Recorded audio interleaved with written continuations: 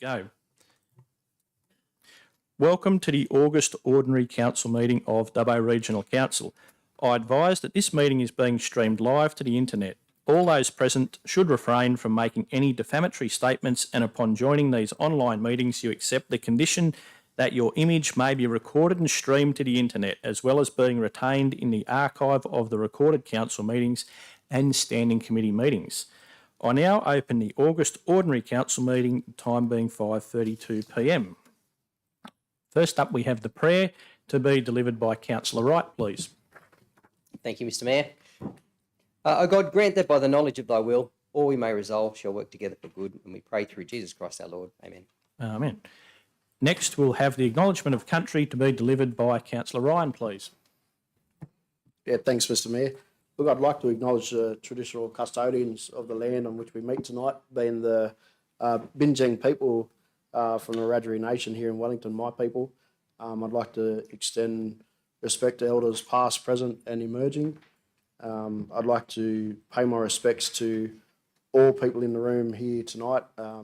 As I always say, no matter what your nationality or race is, we all come together tonight to sit as one and to hopefully help things move forward. Thanks. Thank you. Next, we have the leave of absences. I've received an apology and a request for a leave of absence from Councillors Butler, Richardson and Chowdhury. Do I have someone to move that, please? Moved by Councillor Cowley, seconded by Councillor Toynton. Could governance please open the voting on that one?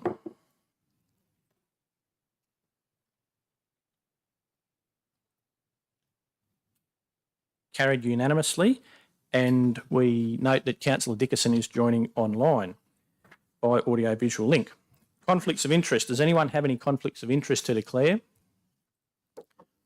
I do. 10.3, which will be a non-pecuniary significant interest in the Aquatic Leisure Centre fees and charges and season length, as an extended family member has got a job at the pool. So I will leave the room when that one comes up.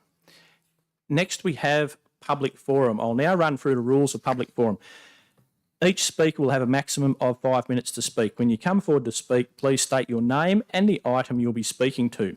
When you have 30 seconds remaining, you'll hear a bell, and at 5 minutes, you will hear the bell rung multiple times. The microphone will be turned off and you will conclude speaking. Only registered speakers will be called forward to speak. Gallery members should refrain from any disruptive behaviour, including clapping or jeering. I now call forward the registered speaker, Ms. Linda Cutler, please.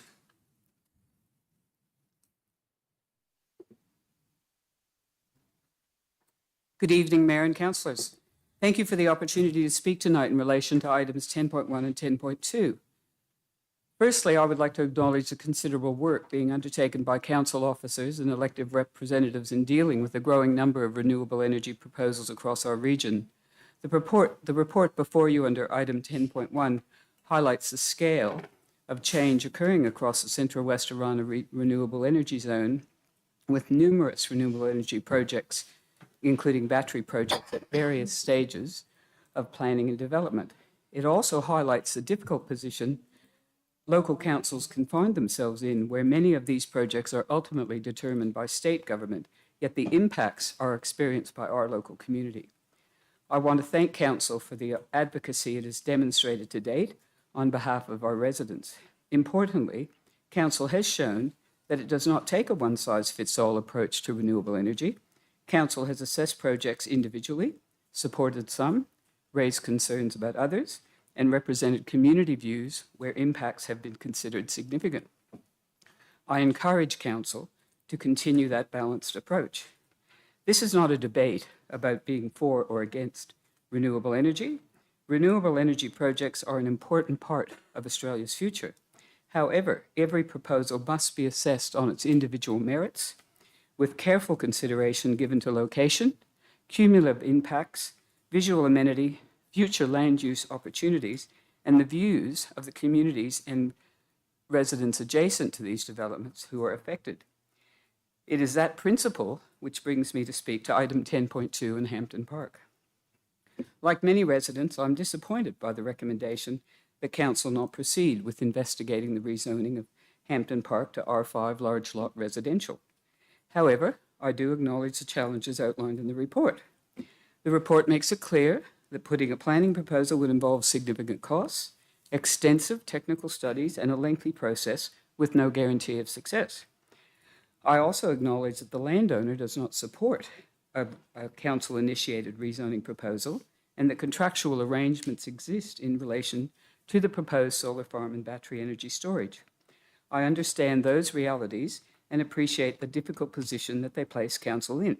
However, I respectfully submit that the future planning of land surrounding our city cannot be determined solely by the wishes of a single landowner or by the constraints of current state policy settings.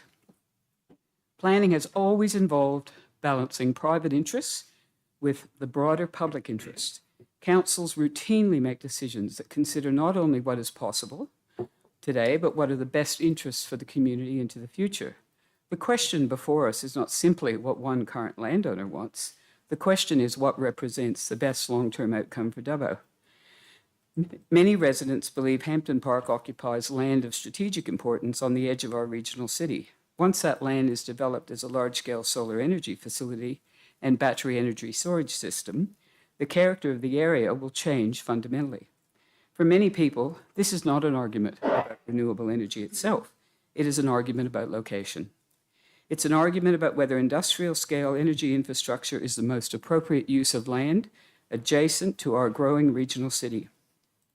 It is an argument while protecting future growth opportunities and ensuring that decisions made today do not unnecessarily limit the choices available to future generations. What is particularly important is that the report does not suggest Hampton Park lacks future residential potential. Rather, it does recommend the area continue to be considered through future housing strategy work. That recognition is important because it does acknowledge that the long-term future of this land remains worthy of consideration. For that reason, I ask Council not to interpret tonight's decision as the end of the conversation. I ask Council to continue advocating strongly on behalf of the residents who remain concerned about the Hampton Park proposal. I ask Council to continue engaging with the state government agencies and decision makers to ensure local concerns are heard throughout the assessment process. I ask them to protect the long-term planning interests of Dubbo and preserve future opportunities wherever possible. More importantly, I ask Council to listen to their community. Residents understand the Council doesn't hold final approval authority over state significant developments, but we do look to you to represent local interests, challenge proposals where concerns remain unresolved, and ensure that decisions affecting our region are informed by the people who live here. Council has demonstrated that willingness in the past, and I respectfully ask that you continue to do so in relation to Hampton Park and any future renewable energy proposals that come before our region. Thank you for your time, your consideration, and your ongoing advocacy on our behalf. Thank you very much. And I also note the presence of a large public gallery of people from the Stop Hampton Park and the Stop Boree solar farms tonight groups. Next, we have the confirmation of minutes. 5.1, minutes of the ordinary council meeting held on the 28th of July 2026. Do I have someone to move that, please? Councillor Cowley, seconded by Councillor Wells. Councillor Cowley, would you like to speak to that? Any debate, councillors? There being none, can governance please open the voting? Please cast your votes.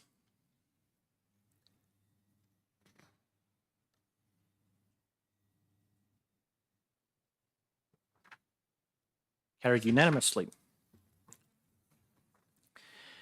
Next, we have item 7.1, mayoral appointments and meetings. I'll move that, seconded by Councillor Toynton. I'll take that as read. Any debate, councillors? There being none, we'll put that. Could governance please open the voting? Please cast your votes. Carried unanimously. 7.2, mayoral expenses. I will move that. Someone to second it. Councillor Toynton, thank you. I'll take that as read. Any comments or debate, councillors? There being none, Could governance please open the voting? Please cast your votes. Carried unanimously. 7.3, monthly reporting snapshot for councillors for July 2026. Do I have someone to move that, please? Councillor Wright, seconded by Councillor Ryan. Councillor Wright, would you like to speak to that? No, thanks, Mr Mayor. Thank you. Any further debate, councillors? There being none, we'll put that. Could governance please open the voting? Please cast your votes. Carried unanimously. Matters considered by committees. Unless there's an objection, I propose that we move the following items on block: 8.1, 8.2, 8.3, 4, 5, 6, 7, 8 and 9. Is there any objection to that?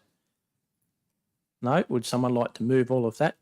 Councillor Cowley, seconded by Councillor Ryan. No need to speak to that. Could governance please open the voting? Please cast your votes.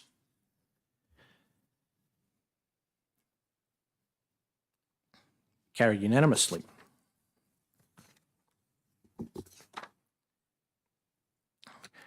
Now we have 8.10, report of the Floodplain Management Committee meeting 12 August 2026. Do I have someone to move that? Councillor Wright, seconded by Councillor Cowley. Councillor Wright, would you like to speak to that? Thanks, Mr Mayor. Obviously noting that there is an item in the confidential agenda for tonight for councillors to discuss. It's quite flood studies are quite a complex document. This Wellington flood study, the study itself, should that motion be passed in confidential, will ensure that this report then go out for community consultation. Look, there's a lot of information in that. Like I said, it's quite technical. There's a lot of new technology that is available to council to formulate such a strategy. The old flood study, I believe, is a bit over 20 odd years old now, so well and truly outdated. So I look forward to if the motion does get passed in confidential, that the community will have their opportunity to read that document and provide some feedback on that. So thank you. Thank you. Further debate, councillors? There being none, could governance please open the voting? Please cast your votes. Carried unanimously. 8.11, report of the Audit, Risk and Improvement Committee meeting 3 August 2026. Do I have someone to move that, please? Councillor Ivey, seconded by Councillor Ryan. Councillor Ivey, would you like to speak to that? Thank you. Further debate, councillors? There being none, we'll put that. Could governance please open the voting? Please cast your votes. Carried unanimously. 9.1, notices of motion.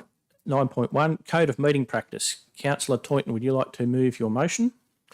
Thank you, Mr Mayor. I'd like to move point 1 and point 3 as per the motion, and leave point 2 as an amendment to be dealt with, debated separately. Thank you. So that's point 1 and point 3 moved. Someone to second. Councillor Wells, thank you. Councillor Toynton, would you like to speak to your motion at all? Thank you, Mr Mayor.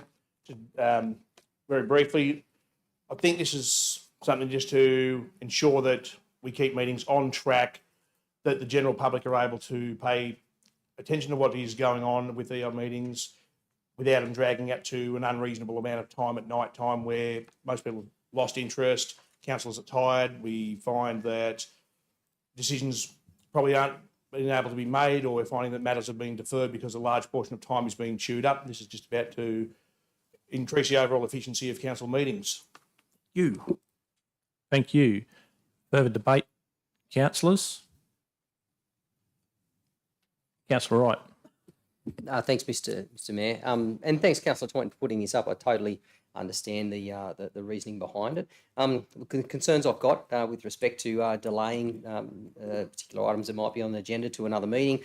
I understand that if they are the tenders, they could be dealt with in a fortnight's time at a committee meeting. If they're not a tender, then we've got to wait another month. And then if that's held over, does it bog up an agenda in a following month? And does that mean other items are hung over? And as a councillor, I often get frustrated with the length of time that things can take in the machine, or as it is, and for those to be bogged down a bit further. look, I think there's times where we do finish a bit earlier than that, and there's times we finish late. And as a council, I think we've just got to cop the good and the bad. Look, from a public perspective, there is that opportunity for the public to view that on the Facebook page or the recording itself. And often I've jumped back on and watched a recording a week or two later just to refresh myself on a debate that might have taken place. So and also sort of question the logistical issues that we might have from a governance and administrative perspective to manage that going forward as well. And I think even when we have members of the public come along to hear a decision and we tell them that, sorry, we're going to cut it off at 9, you'll have to come back next week, would frustrate members of the public who do turn up physically. So I can't support it. But I must say that if we stick to the debate and stick to the topic and don't run too far off topic, we'd finish our meetings at a reasonable hour, I would think, because I don't like eating dinner at 9:30 at night either. So, no, thank you. Thank you. Further debate, councillors? Mr Mayor, please. Councillor Ryan. Yep, you're next after Councillor Ryan. Yep. Yeah, look, I like the idea of this motion too that Councillor Toyton's put forward. My only thing is probably very similar to Councillor Wright's is, what's going to be backed up for the following ones. But I will just point out that, the point 2, we've put the motion because I know we've sat here a number of times and seen back and forth like a tennis match where people are just debating about the same thing, and it could be, 4 or 5 different things for and against. So I think if we get into the routine of 2 for, 2 against, and then it be put, I think we wouldn't find ourselves here much later than the 9 o'clock anyways. But it's just the times when the debate's going nowhere, but people are just still having their say. So, that's just my thoughts. Thank you. Councillor Dickerson online. Yeah, thank you, Mr Mayor. Certainly, I'm definitely opposed to this. Democracy sometimes takes time, and if it means we go past 9 o'clock, we go past 9 o'clock. We all knew when we stood for council that council meetings would be an incredibly important part of being a councillor. And further, one of the points Councillor Wright made there, that there might be people in the gallery waiting to hear the outcome of a certain debate, hear the outcome, and hear what councillors have to say about a certain issue. I do worry that potentially councillors could game this. If there was a particular item that was on the agenda that was a bit later in the agenda, councillors could potentially delay, they could filibuster, they could talk about things at length earlier on with the sole intention of pushing the meeting past 9 o'clock, knowing that that means that that particular item would then no longer be debated at that particular council meeting. Going forward then to the next committee meetings, where we know that we're not making council decisions apart from tenders at committee meetings, so it effectively pushes it back a month. So I actually think it's the opposite of being more efficient. I think it would be a less efficient process with council, because we want decisions made at council meetings. The most that might be delayed at the moment when something is brought forward to council is you brought it forward the day after a council meeting, it might be delayed by a month, but suddenly being delayed by 2 months means that you've got a situation where it is an inefficient council.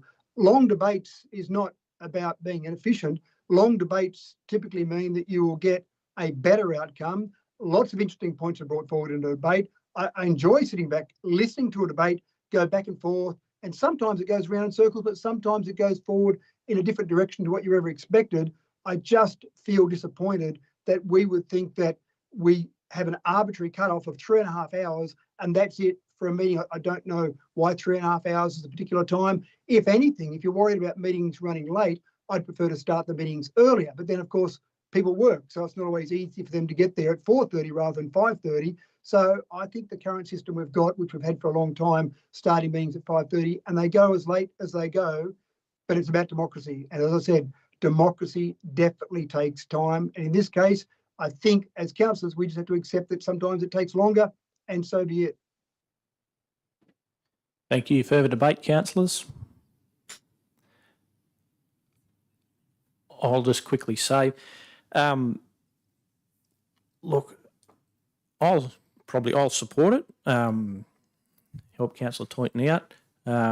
One of the things, though, I wouldn't mind seeing, maybe we could even, where people get 5 minutes to speak, we would trim it down to 3 minutes, and that might help get through meetings by 9 p.m.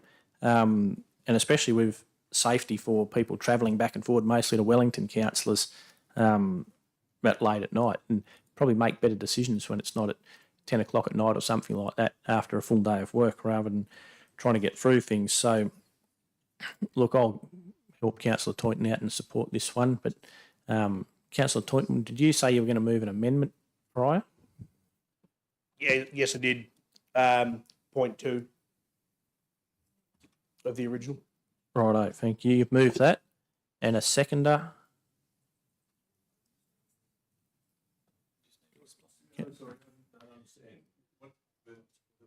It came up originally.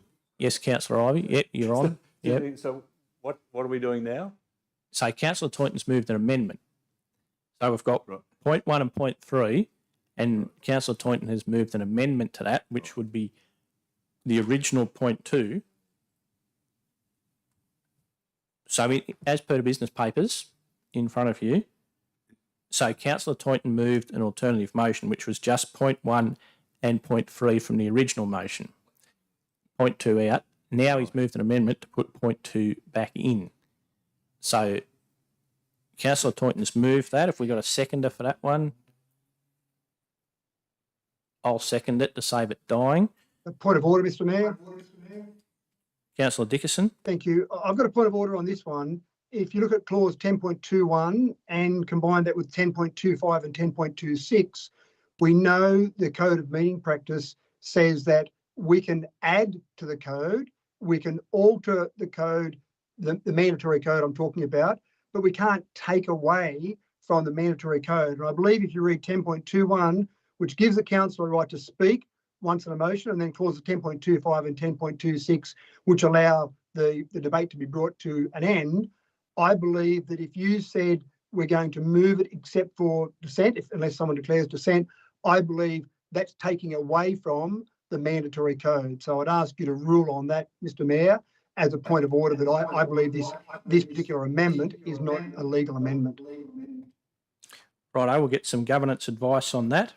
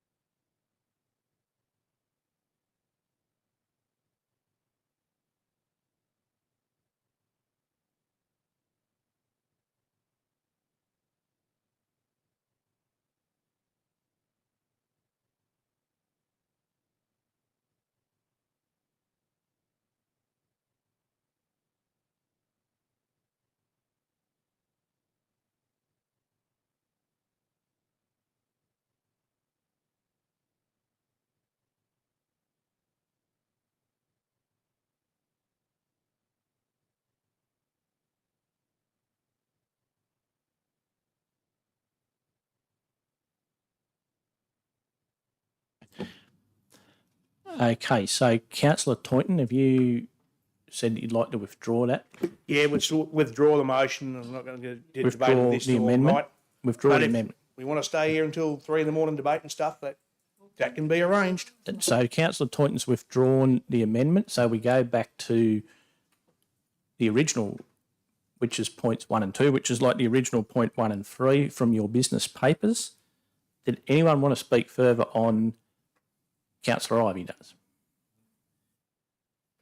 Thank you, Mr. Mayor. Look, I'll again, like Councillor Wright, I recognise where Councillor Toynton's coming from, and it has some appeal. But gee, we are a very important body within our community. We took on the role to help the community as best we could, to put forward debate, to explore ideas. Sometimes that takes longer than it should. A committee structure is fraught with that issue. We all know that it is in some ways a very inefficient way of making decisions, but it is the best way we've got under democracy. And really, to artificially say we will stop this at 9 o'clock no matter what, I just don't think that that's right from a democratic point of view. I mean, we know in federal parliament, sometimes the parliament will sit through the night practically if there's something very important on. Surely we can address the issues. Mr. Mayor, I don't envy you and your role as a chairman of the meeting at times, but that I'm sure you are capable and we'll be able to perhaps guide the councillors a little bit more in their debate, so that really most of the issues that Councillor Toytons is trying to avoid by just putting in this cut-off of 9 o'clock can be dealt with by through a chairmanship. So I would vote against the motion, but mindful of the issues that Councillor Toyton's brought up, but look at other ways that they could be addressed. Thank you. Further debate, councillors? There being none, we go back to Councillor Toynton for a right of reply to anything said there. Thank you, Mr Mayor. So just with what Councillor Dickerson said in an earlier point, you're exactly right. There are those of us who do work, and we have times where staff are at work at 5 a.m. and then travel to a council meeting, which can be debated until there's no further items on the agenda, and then have to get back up in the next morning and go and do that. But coffee exists for a reason. If we want to stay until 3 a.m. to debate stuff, we will. Thank you. We will put that motion. Could governance please open the voting? Please cast your votes.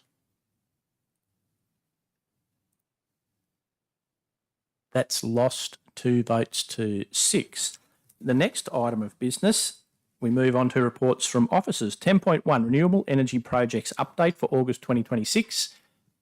Someone to move that one. Councillor Ivey, seconded by Councillor Wright. Councillor Ivey, would you like to speak to that?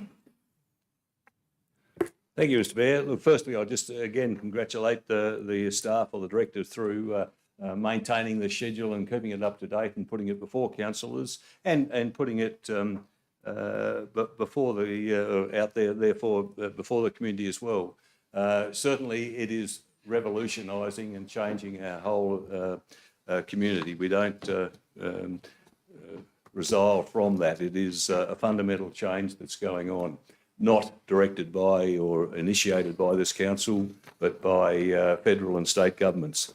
I think the schedule there does give us, though, the opportunity, it does put it in perspective, and it does give us the opportunity to, as a council, to work out how we can make the correct decisions, the projects that we can support and the ones that we don't support, and most importantly, which I use this opportunity to say it again, that we as a council try to get the best benefit for the community from something that is thrust upon us from on high, from the federal and state governments. But we have an opportunity to highlight the issues, to highlight the disadvantages, to highlight the problems that the transition to renewables is bringing, but at the same time capitalise on some of the benefits that can come through. I just was thinking about this when I went through the schedule, and you just look at what's happening in Wellington now. For sure, it's changing the landscape, but go and ask some of the earth-moving contractors, the vehicle supply and service operators, a lot of the businesses in Wellington. They are thriving, and that is largely the turnaround of that in the last 3 or 5 years has been because of the renewable development in our area. We cannot discount that. It is having a fundamental positive effect on the economy. Yes, it's got some disadvantages. Yes, we need to manage it, but let's not just ignore it, because it does have some fantastic economic potential attached to it.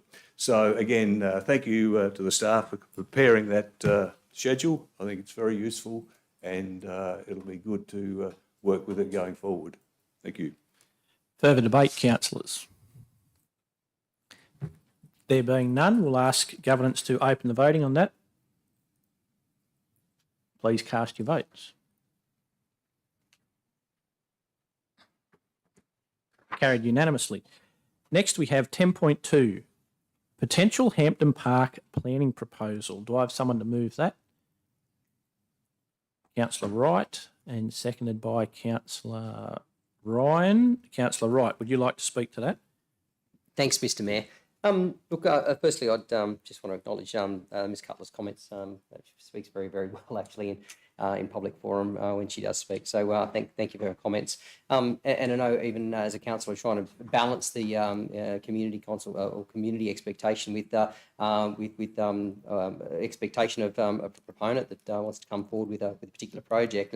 And certainly there's some projects that I've agreed with, some that I haven't. Pursuing the potential planning proposal for Hampton Park and as a rezoning, I think, look, it concerns me in a couple of aspects, and some of it revolves around costs and potential timing. Obviously, there's some large timing numbers in there that push out to a year or two. I fear that this council could well throw a lot of money at this particular project, but then be beat to the finish line by a DA that's already in place. And irrespective of what council then do, the DA comes first, unfortunately. The other part of it I look at, and the report does mention it with respect to council having to look at a lot of consultation and a fair body of work to understand the requirements and the demands from the community for R5 residential lots. And just referring back to a pretty significant report that council just had, the housing strategy, which talked a fair bit about different types of land, and R5 was one of them, in fact. And some of the numbers that I look at in that report, which I did just screenshot actually, sort of indicate that even in the urban area of the LGA, there's over 500 R5. No, it's not that R5 lots available at the moment. There's also another roughly 600 sort of scattered around in sort of semi-rural parts of the LGA. It also talks about the need for council to do a body of work if they were to move forward with looking at more. But in theory, there was around 11 or 1,200 lots already available in R5 in the LGA, and I sort of wonder how long it would take council to even consume those 1,200 odd lots. So look, that large body of work that we did with housing indicated that there's potentially no need for further R5. And I suppose that sort of strengthens my opinion with respect to not going forward with that proposal. I'm just really concerned about that level of money that'd be thrown at that, and the resource that council would put towards it, only to be pipped at the post by a DA that I know it's a little way away, but an outcome for this planning proposal is also a fair way away. So I can't support that, but I'm still happy for council to lobby and have some meaningful discussions with the proponent around the location of that particular development. Thank you. Further debate, councillors? Councillor Toynton. Thank you, Mr. Mayor. Am I able to foreshadow an amendment Yes. to this one? Thank you. Councillors have all the Well, it'll be foreshadowing a motion, right? If this one's defeated, then your yes, motion I'll will have an come. alternative motion. Yep. You want me to read that one now? Oh, everyone got it on their emails, but you can read it out if you wish. Yep, I'll do that. One, that the report of the Director of Development of Environment be noted. Two, that council proceed with preparation of a scoping report for a planning proposal for the rezoning of land at Hampton Park from RU1 primary production to R5 large lot residential. Three, that a budget application of up to $100,000 for the preparation of a scoping report for a planning proposal be considered through the 2026-2027 quarterly budget review from identified operational savings. Four, that a further report be provided to council for consideration, including the results of the scoping stage of the planning proposal. And five, that an amendment be included in the draft Dubbo Regional Housing Strategy to identify land at Hampton Park as future investigation land for R5 large lot residential. Thank you. So that's Councillor Toynton's foreshadowed motion. Should this one be defeated? Further debate on the motion as moved by Councillor Wright. I'll just quickly say, look, I think that R5 is very popular around the Dubbo region. We've seen around Dubbo the R5 lots selling pretty well, especially like the Daisy Hill. I'm amazed at how quickly they're selling and going up just out on the road to Firgrove.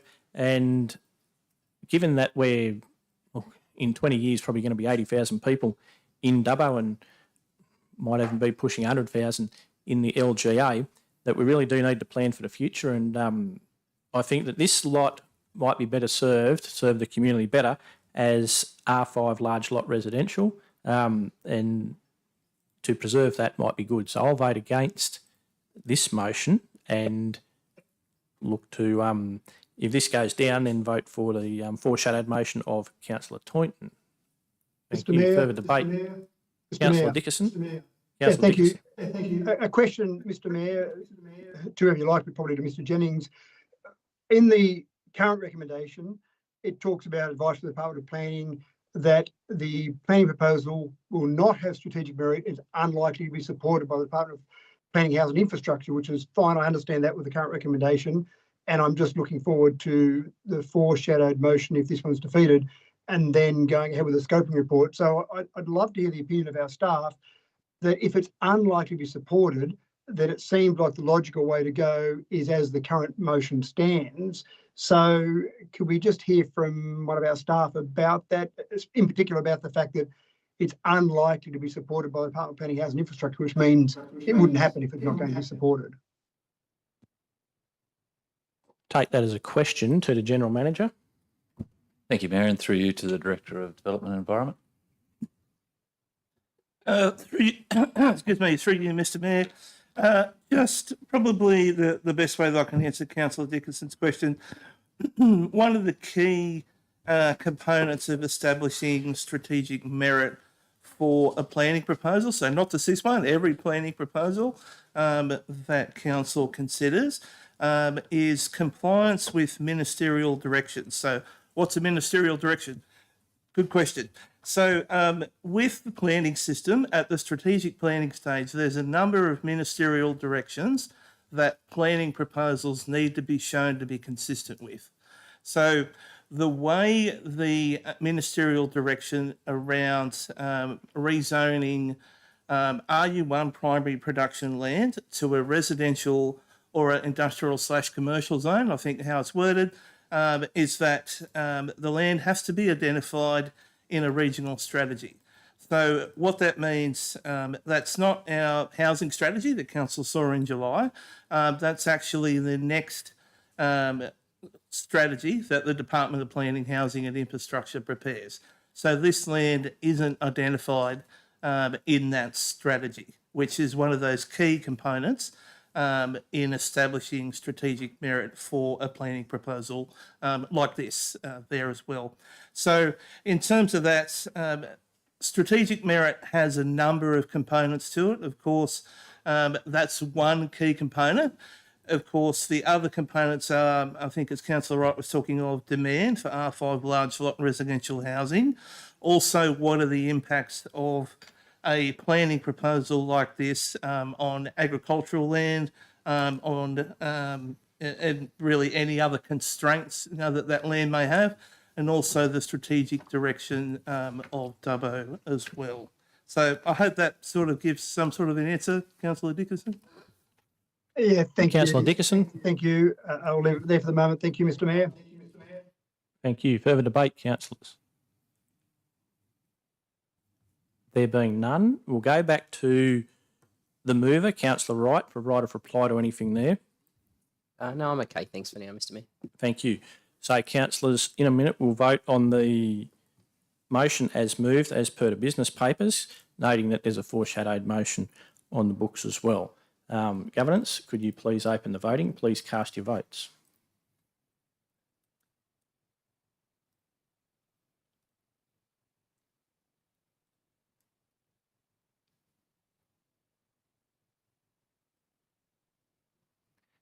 That's 4 votes all, so I'll use my casting vote to vote against that. And we go to Councillor Toynton's foreshadowed motion now that Councillor Toynton moved. Councillor Toynton has moved that. Is there a seconder? Councillor Ryan, thank you. Councillor Toynton, would you like to speak to that? No, thank you, Mr. Mayor. Thank you. Further debate, councillors? Yes, Mr. Mayor. Councillor Dickerson? Yeah, thank you. So I obviously wasn't sure how that vote would go, but I was interested in that costing there. The comments from Mr. Jennings there. So I would certainly vote against this particular one, but it's probably going to be 4-all again in this one. But I would vote against it. My biggest concern is that we know we don't have excess funds just floating around in our back pocket that we are there available to throw around at projects that aren't going to be good for the community. And it feels to me as though this is unlikely to be supported, yet we're committing in this particular motion an amount of up to $100,000 for the preparation of a scoping report for a planning proposal, even though it seems like from the motion that was lost that it's unlikely to be supported. It's not part of our overall strategy. And I've often said that one thing that council does very well in general terms is we do strategy well. We plan for not tomorrow, not next week, but next decade. We plan long-term strategic processes. And to do that, we've got to make sure we follow our strategies and put strategies in place when we don't have the pressure of an individual component or an individual project. And I think our staff have done an excellent job over the years in making sure we've got good long-term strategic plans. This feels to me as though we've got that long-term strategic plan, but now we're going to spend $100,000 on a scoping report, which isn't really in alignment with our long-term strategy. So if we're going to do that, we'd probably be off doing our whole strategy again, but I'm not suggesting that. That's a huge body of work, and I don't want Mr. Jennings to have a heart attack sitting there with me suggesting we go and do a whole new strategy, but we've got the strategy in place. We should be following it. This feels like we're not doing that, and I just feel like it's us throwing away $100,000 for something that's not going to give the outcome that potentially we might want. So I'll certainly vote against it. Again, I understand that it probably won't be much different to a for-all vote, but I don't think this is what council should be doing, jumping from project to project. I think we should be following our own strategy that we've put in place and we've voted on before. Thank you. Further debate, councillors? Councillor Ivey. Thank you, Mr. Mayor. I'll support some of the comments that Councillor Dickinson just made. I note that in the motion it says that the $100,000 will be funded by savings from other projects as some sort of a justification of doing it. But I think that's very misleading to say that, because if there are savings there to be made, those savings can be spent for something else that might be far more useful. So it is a cost of $100,000 for the council to do this. No, it doesn't matter whether the savings come from somewhere else or not. It is costing $100,000 to do it. We do the scoping study. It comes back before a full council with perhaps 11 members there, and perhaps it'll be voted down anyway. So look, we have we as a council rely on some very skilled and high-paid, but very well worth it staff who've come up and said, look, it is unlikely to be accepted strategically. So I just think at this stage it's a waste of $100,000. Thank you. Further debate, councillors? I'll just quickly say something. The previous motion that was defeated said about technical reports for $50,000 to $100,000 for a scoping report. So I take that probably between 50 and 100,000, not necessarily 100,000. It'd send us taking this action, it'd send a strong signal to the Department of Planning and possibly further along the line, the Independent Planning Commission, that council is serious about Hampden Park not becoming a solar farm, that we don't just want to have them jammed up against houses in inappropriate spots. This is probably a good way to send that signal. And I don't know that solar farms are in a long-term strategy for WA Regional Council particularly either, and especially not in the regional area development strategy. I don't think we had any solar farms when it was written previously. So I think we really do need to, I'll support this motion to send a really strong signal to the Department of Planning and Independent Planning Commission that this is a really inappropriate spot and it could be better used for the growth of the city in the next 30, 40, 50 years, where it could be used for R5 large lot residential rather than a solar farm next to some houses. Thank you. Further debate, councillors? There being none, we'll go back to the mover, Councillor Toynton, for a right of reply to anything there. No, thank you, Mr. Mayor. I think you covered it very well.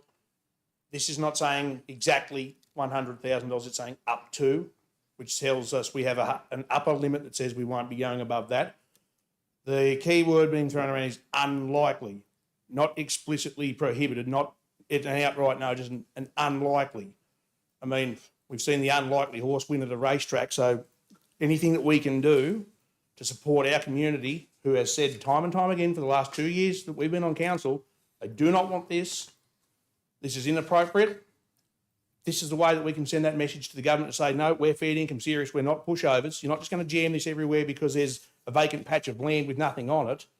But I'm hoping that all councillors can support this motion and get behind it. Thank you. Thank you very much. We'll put that. Governance, could you please open the voting? Please cast your votes.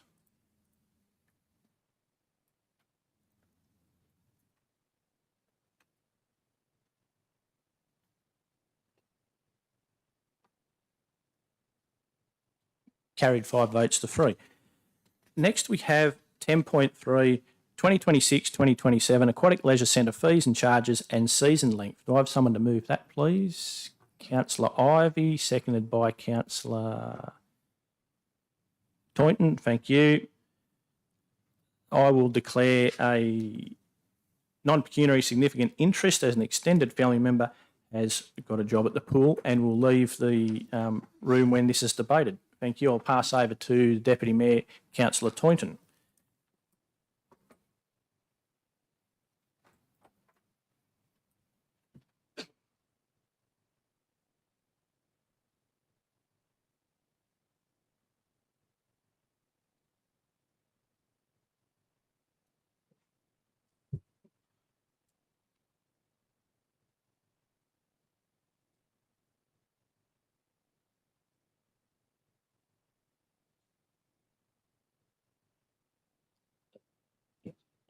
So I can read that. Right. Mayor Blake's out of the room. So I'd like to add a point to this, that should this fee increase go ahead, that point 4 is that a service review would be undertaken on Belgravia's actions to make sure the residents and ratepayers are getting the best value for money out of this. Make sure that this is not just extra money on top of. So I'd like to add that. I'd like to move that amendment. Do I have a seconder for that? Councillor Cowley, thank you.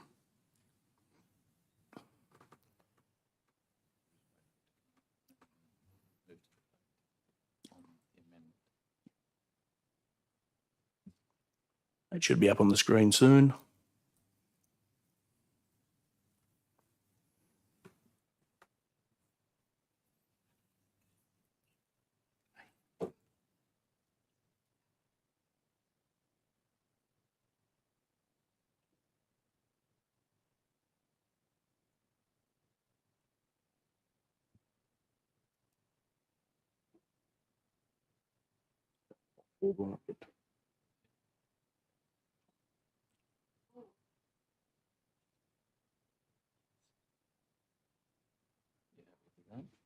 I'm happy with that.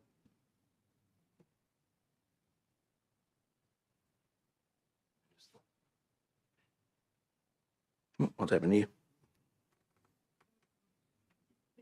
Hold on 1 second. What's that?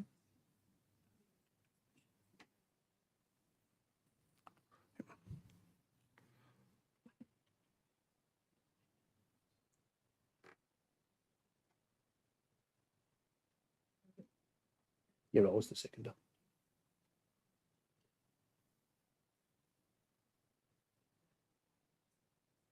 What's that? Yep. Yep, right now. So, Councillor Ivey, yes. Mr. Chair, do we not have a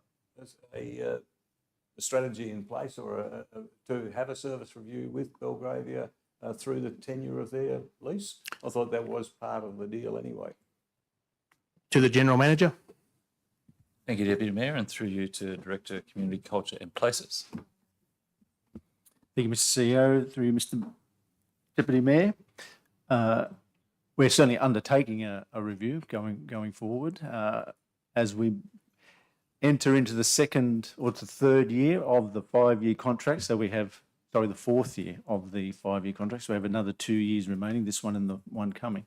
We start preparations now for a post-contract decision for councillors.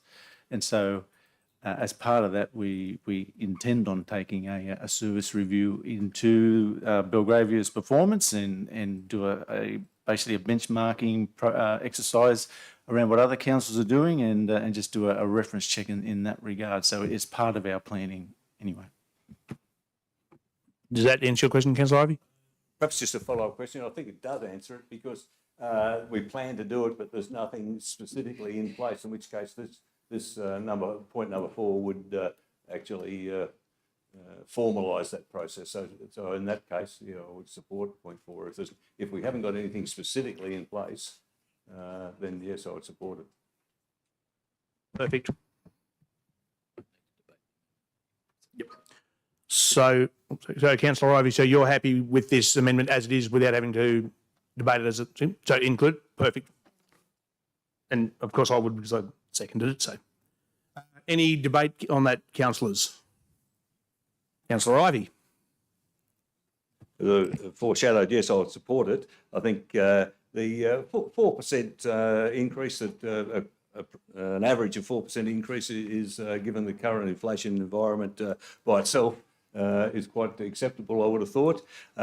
Just anecdotally, and talking to a lot of residents, particularly in Wellington, I can't really speak for Dubbo, but certainly in Wellington, there has been a noticeable improvement in Belgravia's management and operation of the Wellington Aquatic Centre.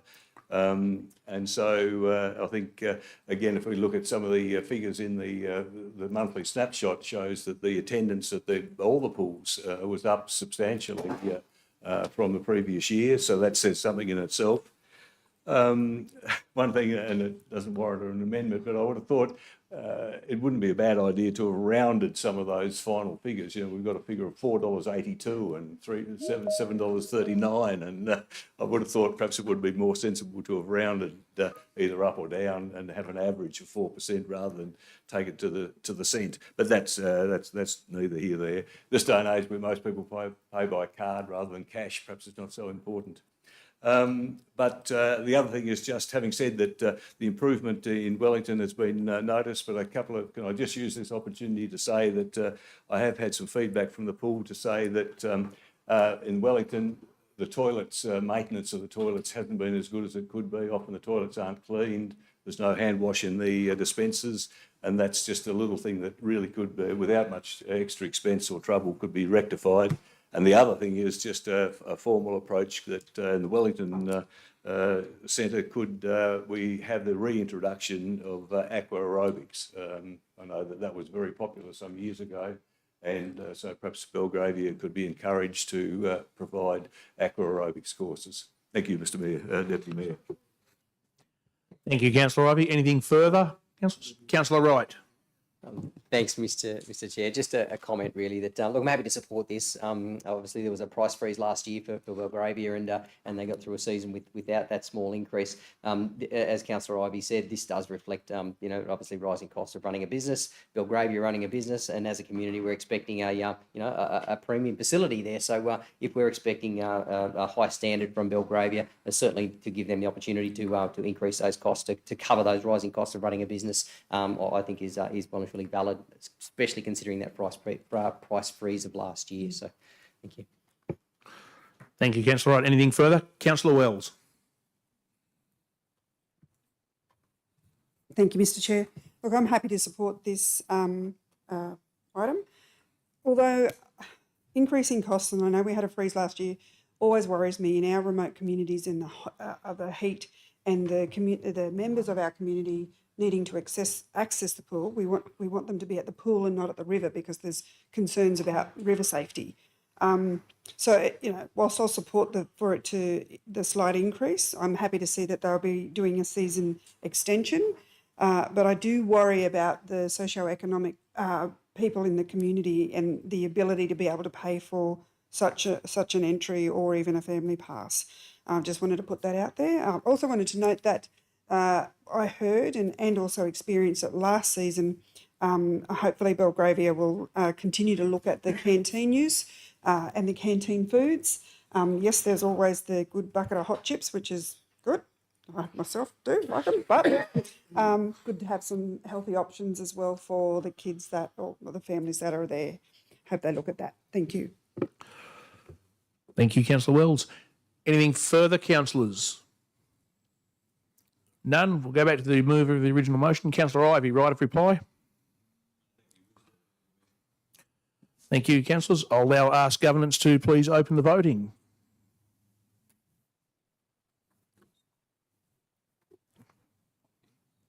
No, this is Josh's laptop. Yes, I'll have to vote by show of hands because my voting tablet's down there. I'm in favour.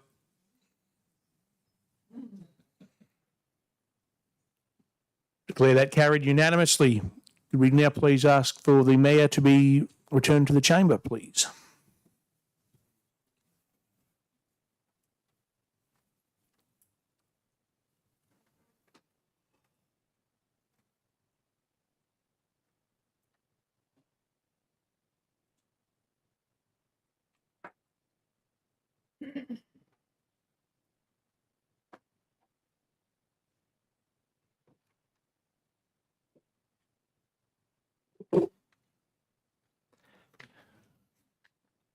Thank you, Councillor Toynton. 10.4, Integrated Planning and Reporting, IPNR 2025-2026 Operational Plan Final Progress Report. Someone to move that, please. Councillor Wright, seconded by Councillor Toynton. Councillor Wright, would you like to speak to that? Thanks, Mr. Mayor. Just to say it's a significant body of work that that team has put together with that particular update. There's a lot of reading in there. Obviously, they've got through a fair bit as well. There's a bit carried over, and I understand the constraints with respect to the ability for council to get through all of it. But just well done to the team for putting that report together. Actually, it's like I say, a significant amount of information in there, and it's very helpful to understand where things are at. Thank you. Thank you. Further debate, councillors? There being none, we'll ask governance to open the voting on that. Please cast your votes. Carried unanimously. Comments and matters of urgency. This week we'll start with Councillor Wells and work our way around. Councillor Wells. Nothing from me this week, Mr. Mayor. Thank you. Councillor Ryan. Oh, look, just a comment, shout out to the Wellington Redbacks, second division side that won the comp on the weekend. It's the first year that the Redbacks have put a side in the second division, and to come away with the cherries, it was quite an effort. I heard they were getting beat with 90 seconds to go and scored on the buzzer to take out the cup. So, congratulations to the Wellington Redbacks. Thank you. Councillor Ivey. Thank you, Mr. Mayor. Just a couple of things. Like we all the councillors, I'm sure at times will reflect on how useful we are or what difference we might be making as councillors and what the role of local government is. But there's a couple of things that happened in Wellington recently when you stand back and think about it is really quite important. And one is the flood management study, which we are about to consider in confidential. But the importance of that flood management study to the area shouldn't be discounted. It certainly is a fantastic document, and it says that really this is the sort of things that local government should be getting its teeth into. How can we look at local flood issues? Perhaps paradoxically, at the same time, we've got a drought resilience study, of which some, again, I think we've spoken about that before, some very good information in there. That again, so council has been very proactive in doing, and the staff have put together a great document. That coupled with that, we've got things like development of the bores, augmenting Wellington's water supply. I'm told that although the bores have been developed, it's not actually connected into the system yet because we have to get underneath the river. But I'm told that that's happening. So really, those three things are the sorts of things which the community hopefully will look back and say, well, look, the council is being very, very proactive, it is being very productive, and it is producing some benefits for the community. And so I just think at times it doesn't hurt to stand back and not just cop all the criticism, some of which is quite valid, I'm sure, levelled at councillors, but just to think at times that we are doing something that is making a difference and an improvement to our community. Thank you. Thank you. We'll jump up to in the middle. Councillor Dickerson, please. I'm all good, thanks this month, Mr. Mayor. Thank you. Back in the room, Councillor Toynton. Thank you, Mr. Mayor. Just in last Thursday's Photo News, I saw an article there about a deferred motion, and I saw a comment in there that was quoted from Councillor Chowdhury, who's not here tonight, but I was a little disappointed and concerned when he said that he assessed that Labor has 3 councillors here and the Shooters, Fishers and Farmers Party have 2. And the remark was that parties should not run a local councils. Now, this gets tossed around an awful lot. It is a democratic process that any member of a party, if they have 6 or more, they can run a group or a ticket. That does not mean the party runs the council. Now, a prime example of that would be with Labor, with their current firearms laws, that would make Shooters and Labor arch enemies, which it doesn't. Because in this chamber, in any council in New South Wales, I and none of the councillors here who are members of a party or run on a party, we don't work for our parties. We work for the people who elected us. And it's very important that that never be forgotten. I don't work for the Shooters, Fishers and Farmers Party. You don't work for the Australian Labor Party. We work for the people. And it's important that, party politics don't play a part in here. They never have. Otherwise, if they did, I mean, I could sit there and say, well, because you guys are Labor, you've put that up. Well, I'll just vote that down because the party said so. It's not democracy. Because, again, that's towing a line that is of state and of federal parliament. That has no place here. So I just thought I'd clarify that I was a little disappointed with those remarks because the other thing is, who here could say, hand on heart, that they are not an office holder of any party branch or a card-carrying member? Just because you run as an independent, you may be a member of that, but say, oh, I'm not going to run a ticket. That doesn't make you less of a party person. You're not elected as a party. You're elected as a councillor, and that's what we are, and we must never forget that. We work for the people. We answer to the people, not our parties or our memberships. I'll leave it at that this month. Thank you, Mr Mayor. Thank you. Councillor Cowley. Thank you very much, Mr Mayor. And I'm going to join my fellow councillor Ryan with a bit of footy flavour. So on Saturday, I was lucky enough to be in the crowd when the Dubbo Kangaroos Rugby Club secured a berth in this year's grand final across every single grade, with the exception of third grade, who have another crack this weekend against the Orange Emus. Go third grade. Other grades get a weekend off and then it's back on the paddock on the 5th for the grand final for what we hope will be a history-making day of rugby. So not only did they secure those places, but they ensured that the grand final would be held on the hallowed ground of Victoria Park No. 1 Oval for the first time in 12 years, which is fantastic not only for the club but for Dubbo as a whole. The Roos second grade and Colts are looking to make it back-to-back grand finals, while the mighty women's team, the Roulettes, are looking to make it 4 in a row in the Ferguson Cup, which is pretty impressive. And speaking of impressive, over in that other code, one of the other codes at AFL, which is one of the fastest growing codes in New South Wales, stake to the heart, the Dubbo Demons are similarly chasing grand final glory this weekend. And the Dubbo Demons this weekend in their grand final, it will be the first time in 19 years that it's been held in Dubbo, which is a fantastic achievement. All senior grades are through to the grand final. They're hosting Bathurst teams for women and first grade, and the reserve grade are playing Parks. So the men are going for their first premiership in 19 years, so go the Demons. The women are going for their 4th premiership. And so if you have a chance to get down to either of those matches, the Demons this weekend on South Dubbo Oval from 11 a.m, and the Roos on the 15th, on the 5th at Victoria Park No. 1. Fantastic feather in the cap for local football.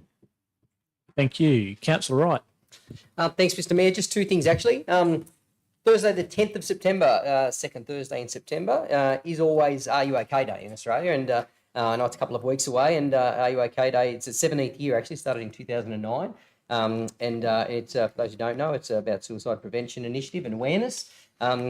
I suppose all I want to say is that if you see someone struggling, just ask them, are you okay? And start a conversation, because sometimes that's all it could take. I know that the 10th of September is officially Are You OK Day, but every day is Are You OK Day, so ask the question. Yep. The other thing I wanted to say, this Saturday, Motorfest, it's the 4th edition of Motorfest. It is an event that is growing serious legs. I just looked at the weather actually. The other day it looked like it was going to rain. This weekend looks like it's going to be about 20 degrees and sunny.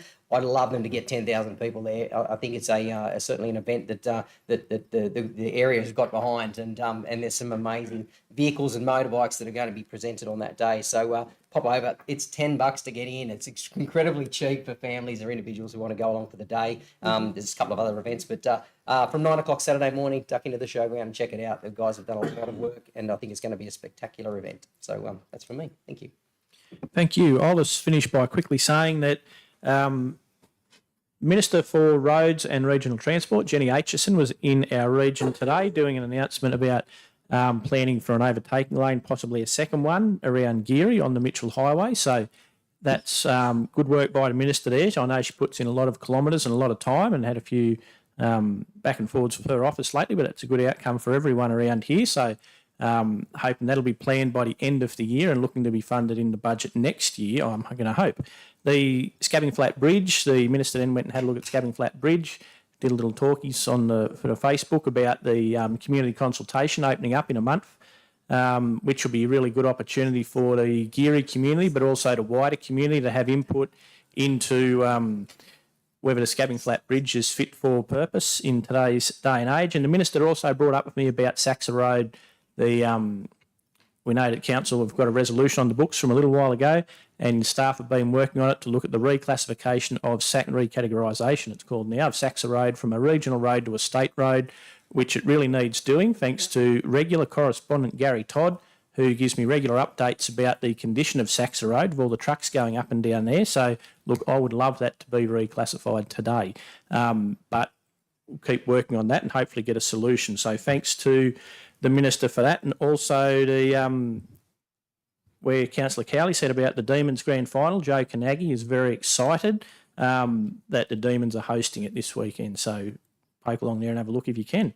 Thank you. That wraps up comments and matters of urgency section. The next, we move on to confidential matters. The next items for consideration are deemed to be confidential.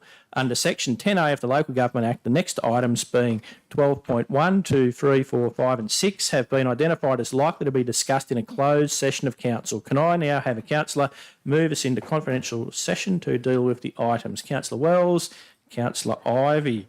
We've had no applications from members of the public to make representations regarding whether the meeting should be closed to the public. Do any members of the public in the public gallery have any comments to make regarding the proposal? To hear those, no, they don't, because they've all left. I will now ask governance to open electronic voting. Please cast your votes. Oh, God, sorry. Yeah. Jazz hands.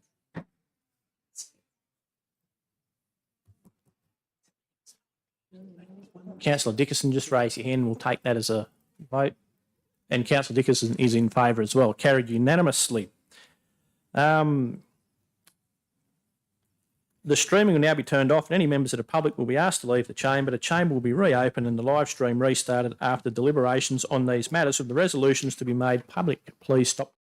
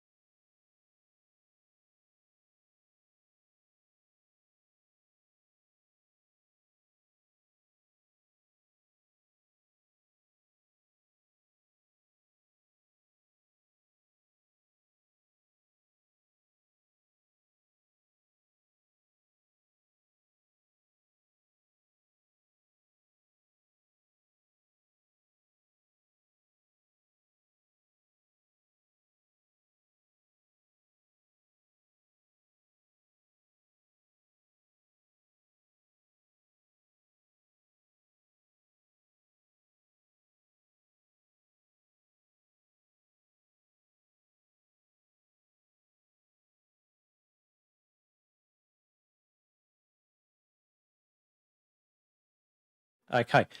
Please start the web streaming. The council returned to open session at 7:17 p.m. Welcome back. I now ask the governance officer to play the resolutions from the confidential session.